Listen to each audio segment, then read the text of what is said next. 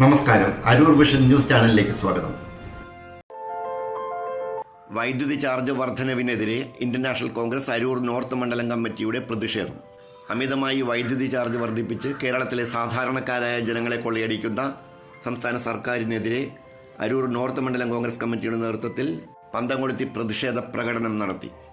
മണ്ഡലം president TP. Mohanan അധ്യക്ഷത വഹിച്ച പ്രതിഷേധ സമ്മേളനം DCC അംഗം PR സോമകുമാർ ഉദ്ഘാടനം ചെയ്തു.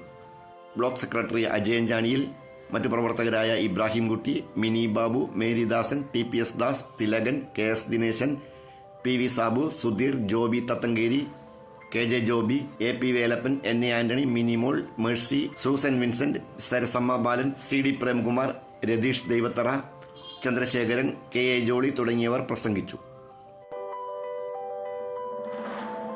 അരൂർ വിഷൻ ന്യൂസ് ചാനലിന് വേണ്ടി LS അശോക് കുമാർ. നന്ദി.